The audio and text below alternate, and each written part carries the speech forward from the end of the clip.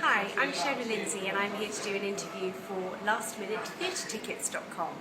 Hello Shona, thanks for joining us today. So let's get up to date with your latest news. You have a festive love song called Your Presence, which is available on iTunes right now. Can you tell us a bit about the inspiration behind the song? Well, both Gary and Joan were approached by their fans and supporters and said were asked to write a Christmas song. Basically, people said they really wanted to hear something new and inspirational, and obviously they love their music, and so that's what they did. They set out to do it, and we've come up with this beautiful track.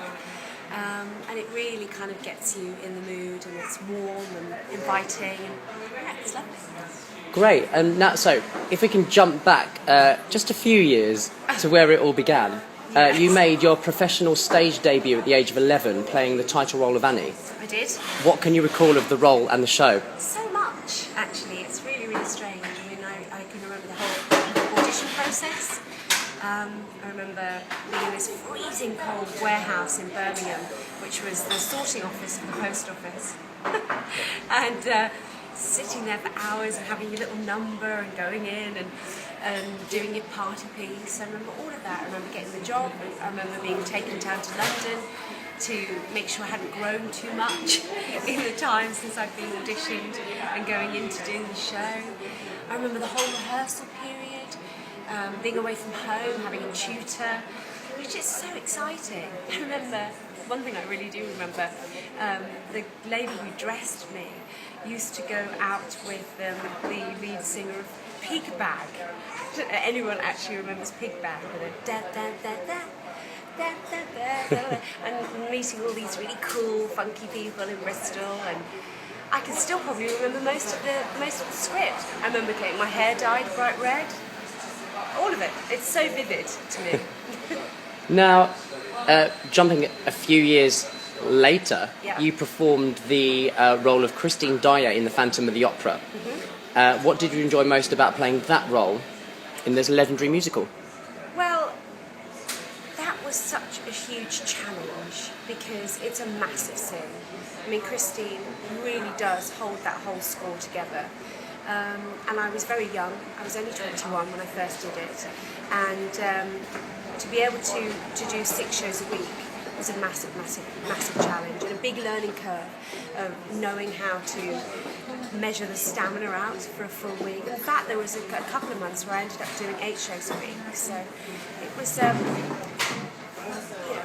it's hard work, but absolutely amazing, and it was such a huge launch pad for me as well. So all highlights. I mean, I remember making great friends. I think you're going to talk about John Barrowman a bit later on. He was one of my rows, and having so many different phantoms coming through, because they would come through and then they would go off to Toronto, or they'd go off to wherever, because they used to, once they found a phantom, because it's quite a hard role to cast, they would take them all over the globe. But I must have seen about 10 phantoms off in my time. Yeah, it was, and the costumes, oh my god. And Maria Bjornsson, the designer, was very active with the show then. She was still alive at that point, and she would come in, and she was so great about finding what was best about your figure. And she always used to love my boobs, Maria. She used to make me laugh, and she would cut my frocks much lower so that I had fantastic cleavage. And yeah, I mean the whole that wig. I mean everything. It's just a fabulous job. Now, you've taken part in, well, not taken part, but starred in, should I say, several musical tours, including Singing in the Rain, Yeah. 7 Brides for 7 Brothers. What do you like and dislike most about touring? What I like about touring is that every time you go to a new city, it's like you're doing a brand new show, because the audiences, no matter where you are so different. A Glaswegian audience is completely different to a Bournemouth audience. They laugh at different things, and so it is a massive learning curve. And so when you go out that first night in a new venue, you have to learn on the hop how to play your show differently for that particular audience. So I love that because it means a long tour actually feels very short because you're constantly learning. What I hate about it is living out of a suitcase. I can't bear it. I'm one of these people, even if I was doing weekly touring, which normally means you don't open until Tuesday night, I would have to unpack everything, hang everything up, so that I had some sort of sense of a real life. Now, you created one of the lead roles in the four-hander I Love You, You're Perfect, Now Change at the Comedy Theatre in Trafalgar Square.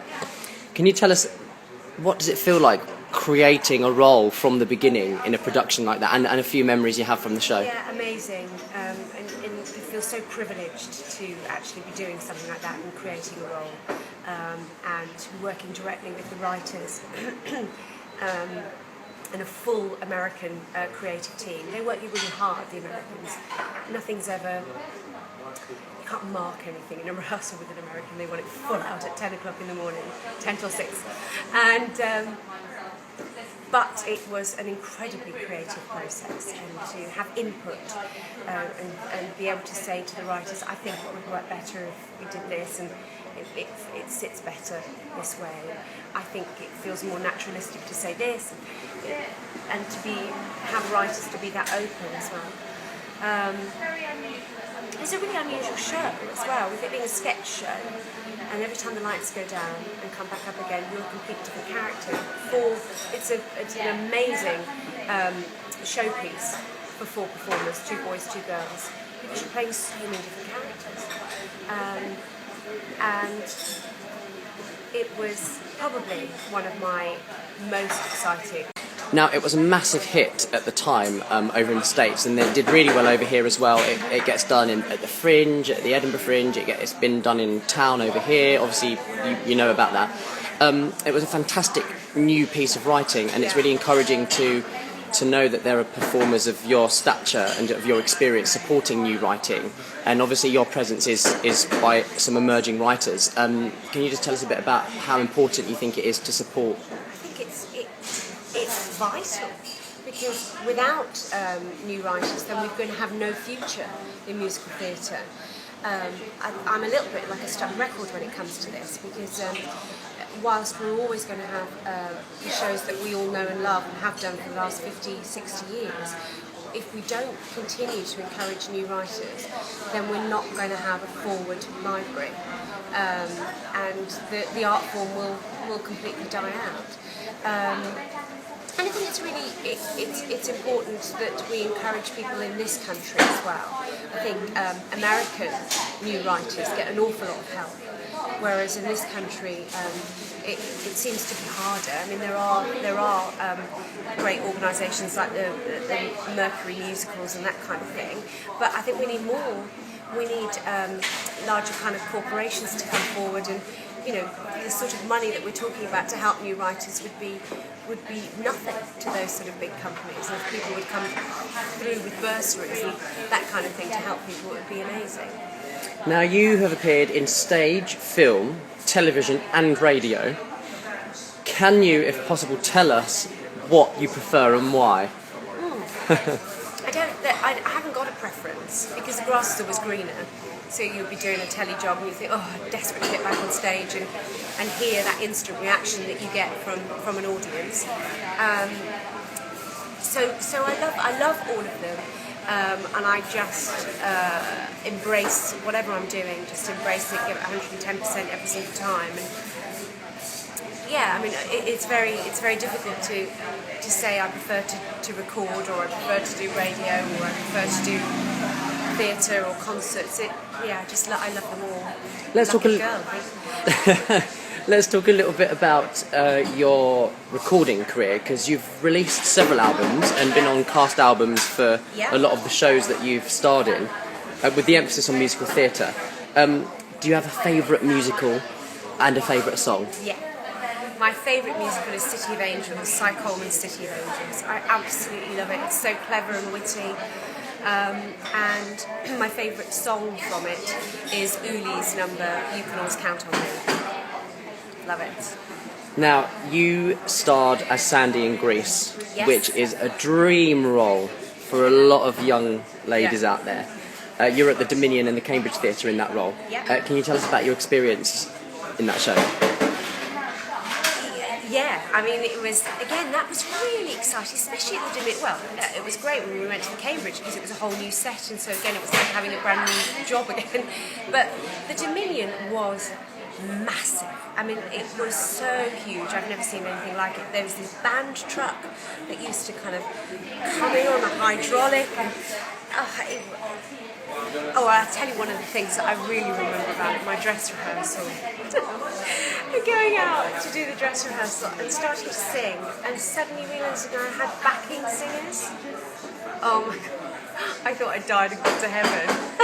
Because they were a proper booth in those days as well. There were 10 singers downstairs, all amazing musicians in their own right.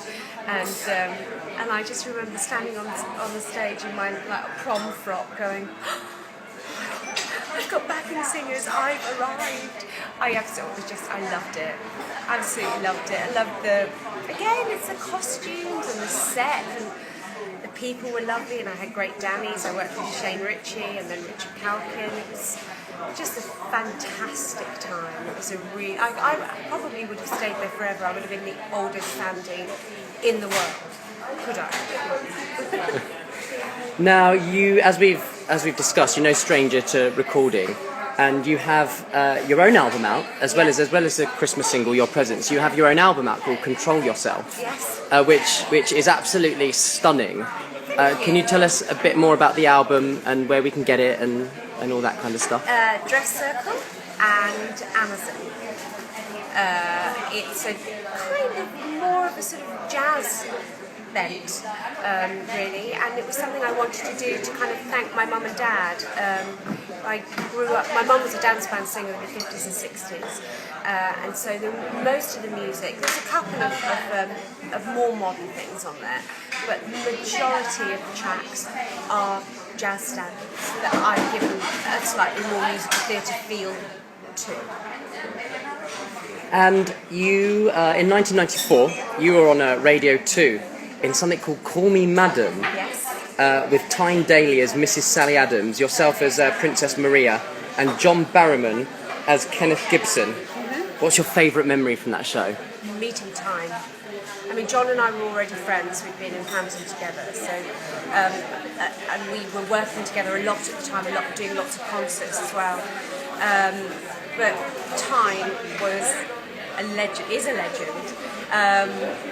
And I'd grown up watching her on Cagney and Lacey, and working with her was just an absolute dream come true. And she is the consummate professional, and this larger-than-life presence, and gosh, she was just wonderful. I learned so much from her. It was a short job. I think it was 3.5 weeks, something like that, and then the one broadcast. But just in that short time, learned so much from the woman. She was amazing. Now, you have released a new single Yes. called Your Presence, which is a Christmas love song. It's available on iTunes now. Yeah. What have you got planned for the remainder of the year, and what are you looking forward to in the new year, in 2013? I am about to fly to Belfast and Moscow for concerts. Moscow's going to be cold. And then I'm also doing some concerts down at Chewton Glen in the New Forest. That takes me up to the new year. Next year I'm going to be recording some tracks for an album that Gary and Joan have written. So that's really exciting. Who are the writers of Your Presence? Of Your Right. Presence, absolutely. Which is I'm thrilled about, because obviously I love their music, and also, you know, the more, again, going back to helping new writers, the more we can do with that and kind of raise the profile and get it out there, the better. And I'm just going to be carrying on doing gigs and concerts and auditioning for new shows. So watch this space. Excellent. And just to finish off, have you got a message to all those people that have followed you and supported your career? Yeah, thank you. Massive thank you. It's none of us would have our careers if we didn't have an audience that wanted to hear us sing or see us in a play or whatever it may be. So I can't thank you enough, actually. Thanks, Shona. Bye-bye. Bye.